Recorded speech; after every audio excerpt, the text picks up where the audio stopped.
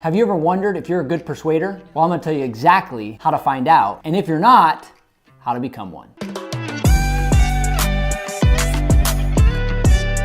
I'm Dr. Dan. I'm a neurostrategist. I am passionate about the brain and everything neuroscience related because I like to know how things work. I'm inspired by God, and I'm here to help you bring some clarity to success and growth because I know there's a lot of confusion out there. I want to help you think and build your dreams into reality. Okay, in this video, we're going to talk about how do you know if you're a good persuader, and if you're not, how to become one. Here's the deal. 3 things that all great persuaders do. Number 1, they ask 3 times the amount of questions that poor or mediocre persuaders do. Number 2, they handle objections before they are even asked. And number 3, they are persuadable themselves. You got to ask yourself the question. Number 1, do you ask enough questions? Number 2, do you handle objections before they come up? And number 3, are you yourself persuadable? We're going to break these down one by one. So essential number 1 in knowing and becoming a great persuader is asking enough questions. Great persuaders ask 3 times the amount of questions. So you gotta ask yourself the question, are you asking enough questions? For me, I'll be the first to admit, I do ask a lot of questions. And when I found this out, I went and dove deep into why I do what I do. And to be honest, I've never asked questions because I knew it was the right thing to do or I knew it was some sort of influential technique that would help me in persuasion. That's not the case. The reason why I've been inclined to ask a lot of questions is because I am an introvert and I don't want the attention on me. I grew up 5th of 8 children. You've probably heard my story, but I didn't want the attention on me. I wanted to always stay under the radar. So I figured out early on if I could ask people questions consistently, then the focus would be on them, or the focus would be on the topic that the questions I asked were about. So it turns out that's a good persuasion technique. But the key to this technique is that you can't just ask questions to ask questions. You have to ask pointed, specific, intentional questions and get a response, meaning you have to desire a response. They've got to be an authentic question that you want a response, not just to fill in some time, right? Or to say you did and check it off the list. So there are 3 key things that questions do. Number 1 is they show you care. It actually helps your prospect, the person you're asking questions, feel cared for. Number 2 is it hijacks their brain to focus on one area. And number 3 is it actually gets you vital information that you can use to help persuade them even further. While we're at it here, 3 powerful questions I always teach my clients to use every time they can. Number 1 is a lock-on question. When somebody says something that you know is very vital to you being able to sell or you being able to influence them in the right way, you need to lock onto it. So for instance, somebody says, I have gone through 6 employees in the last 12 months. You wouldn't just let that slide by if you're trying to sell an opportunity for them to hire the right people. If you're a company looking to show them how to hire the right people, you wouldn't just say, oh, you've had 6 people. No, you'd say, hold on, hold the phone here. 6 people in the last year? That's 35 people over a 3-year period of time. Do you know how much effort and energy it's gonna take for you to build your business when you're just ramming through people that fast? You're constantly having to train and hire instead of actually you see what I mean? A lock-on question allows them to actually realize what they're saying. So another example would be somebody comes in and they're seeking advice or help in headache relief. And they say, I'm taking 2 Advil every day. And they just say, well, yeah, and I just take 2 Advil every day to get rid of the headache. Now you could move through that and that would be a big mistake. Or you could lock on. A lock-on question would be, hold the phone. You're telling me you take 2 Advil every single day? That's over 700 Advil a year. Do you know what that can do to your stomach and your kidneys and your digestion? The point is, it's locking on. You're locking on to something that they would think is a small deal or just a normal, common thing, and you're wanting to make sure this is significant. That's the first type of question, this lock-on question. Second type of question I like to ask is a whiz-back question. What's so bad about that? WSBAT. The power of this question is it gets to a deeper emotion as to why they need what you have to offer.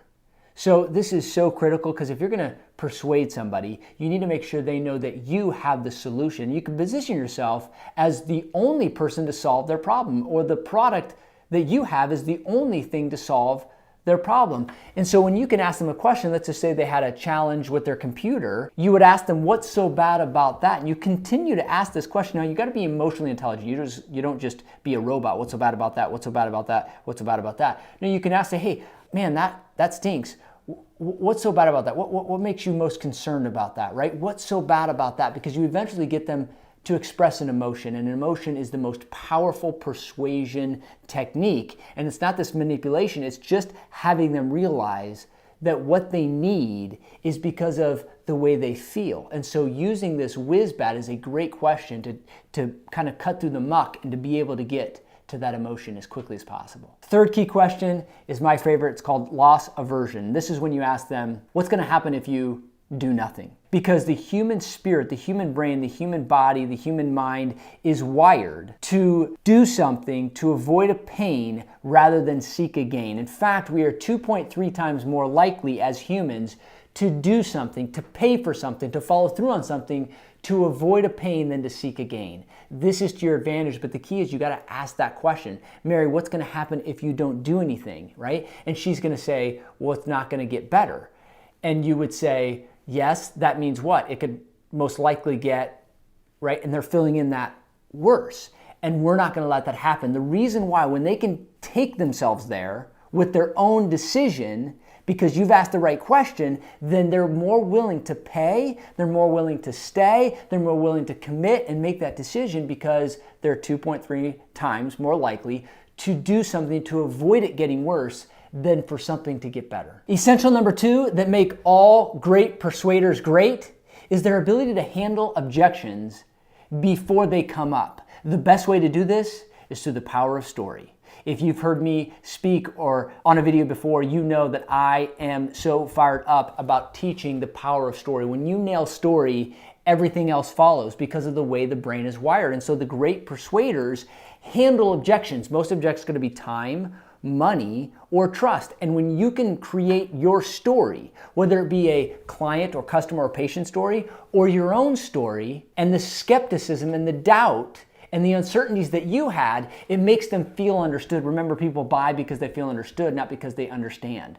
They're persuaded because they feel like you understand them, not because they understand everything about what you have to offer. And so the key to being a great persuader is to be able to overcome their objections in their mind before they articulate them. This is where you become great, because now you create the reference point and you know and acknowledge their certain challenge or their certain insecurity or limiting belief. And when you put it in a story, it literally helps them make the decision themselves. Great persuaders handle objections before they're even asked. And the third essential that separates all great persuaders from the mediocre ones is being persuadable. This may sound bizarre to you, but it is a fact. And when you look at people over your life, when you think about people that have had such an impact on your life and people that have been able to persuade you to do something, it's not because they were so powerful, certain, and always need to be right. In fact, it was the opposite.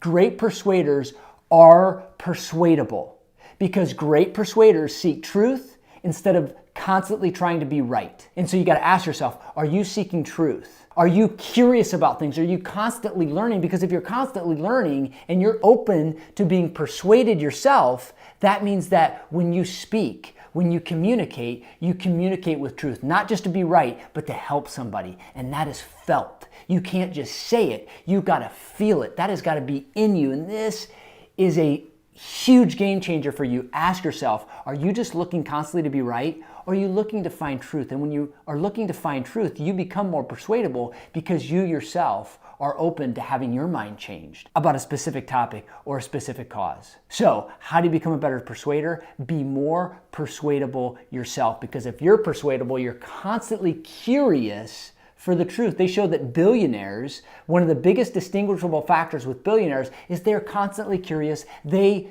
recognize they can learn from anybody, and they're open to being persuadable. And so you need to be persuadable in order to be a better persuader. Because when you're persuadable, you are seeking truth. And when you know truth, as they say, the convinced and convicted need not say much. And so it turns out that the more you're seeking truth and have the truth on your side, the more you're convicted. And the more you're convicted, you don't need to say a lot of words. So there you have it. Ask 3 times the amount of questions to become a better persuader, handle objections before they come up through the power of story, and be open-minded enough so that you're persuadable to be a better persuader. So now I ask you, are you a good persuader? And if you're not, apply those 3 things and you will become one. It's never a destination, it's always a journey. Enjoy this ride. Comment below. I would love to hear from you which one you need to work on or focus on most. And as always, if you love this content, there's more of it coming right at you. Like, comment, subscribe. See you in the next one.